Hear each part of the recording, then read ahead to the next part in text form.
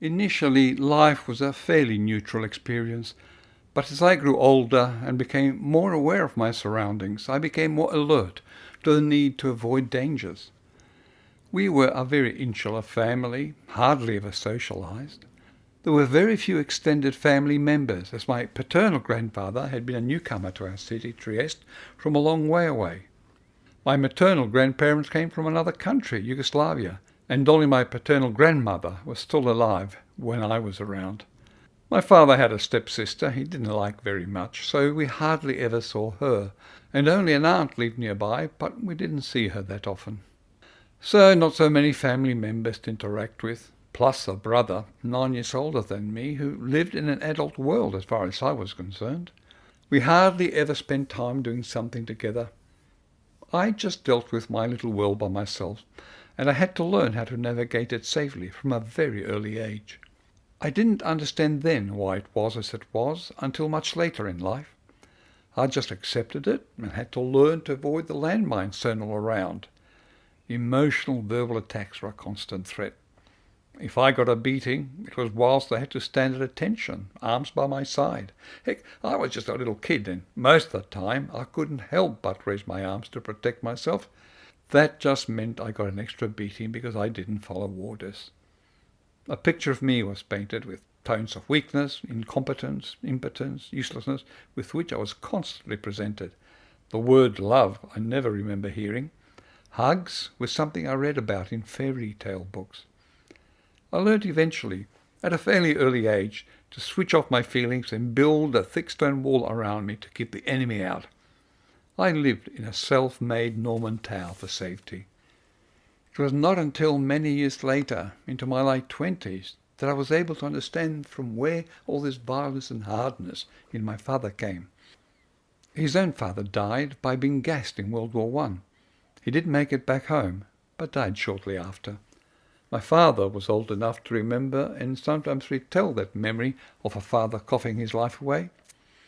His mother quickly remarried, but unfortunately it turned out to be to a serious drunk who made life hell for my father.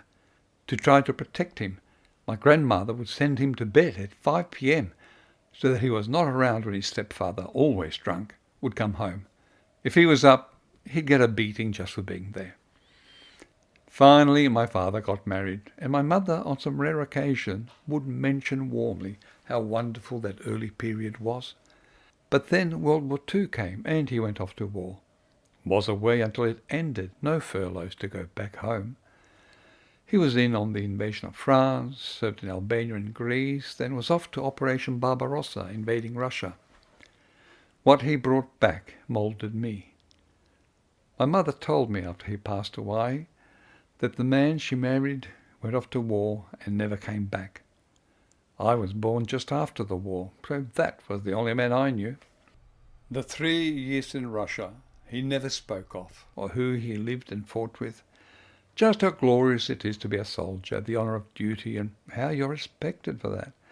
But gentleness, compassion, and kindness were sentiments he left behind in the frozen Russian forests.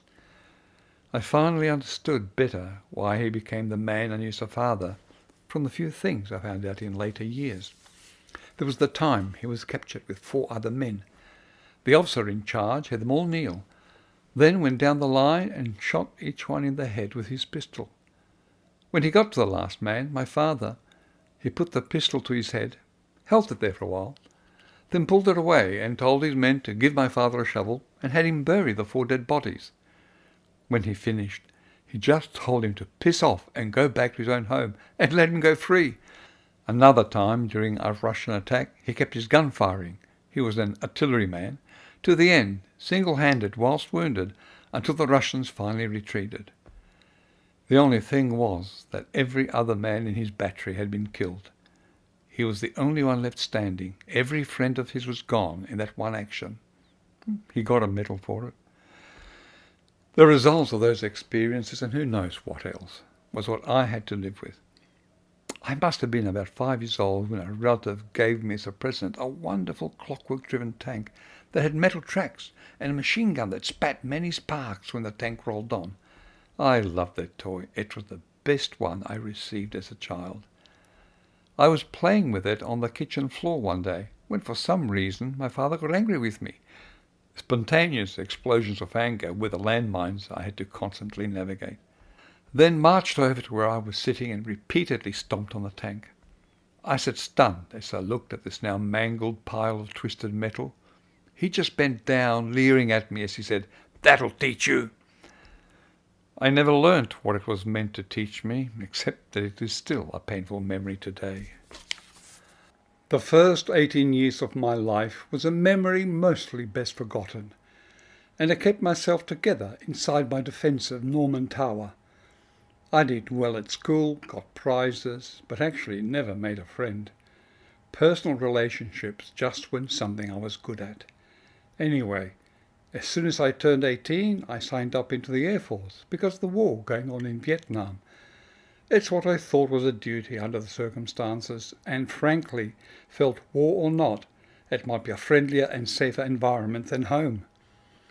Some years of training and postings followed, including a year I spent parachuting with SAS men, where I learnt of puzzling off the public record operations our side carried out. Facts didn't seem to add up with the official narration the public was constantly being fed. Now, after 4 years of service, even though I had never had to face combat, I really started questioning the whole thing, the values that had been drummed into me. There I was, 22 years old, sitting on cold stone steps of a small community building in a seemingly deserted town on a quiet Sunday morning near Richmond in the Blue Mountains, waiting for a lift back to the local Air Force base, trying to work out the meaning and value of my life, what I'm worth, if anything. People were dying. I was seeing them in tin boxes regularly arriving at the Richmond Air Base. We're constantly told what great and loyal service we're contributing to protect our country from the wild red hordes. But I am also being instructed not to wear my uniform off base because the Australian public disliked us so much. You could get attacked by civilians for wearing an Aussie military uniform. You get jailed if you try to avoid conscription, but then get beaten up if you wear the uniform in the street. All these values that I'm prepared to protect with my life, do they mean anything? Does my life mean anything? I felt the weight of the world crushing me. There I was, sitting in this small country town, waiting for my lift, arms resting on my knees, head heavy with these thoughts. I was alone, trying to deal with so many confusing questions, and really had no one to talk to, no one to share personal feelings with, locked in solitary confinement. Everything around me was peaceful at that moment, silent except for a bird or two in the trees. Silence outside that didn't distract me from the sombre maelstrom inside my mind. It felt as if time was standing still, past, present and future meaningless. Just an endless question mark. From somewhere a small boy walks by, 11, 12 years old or so. He stops after passing, slightly turns and gazes at me. I look up, see his timid face just looking quietly and pensively. Just a nondescript local country boy.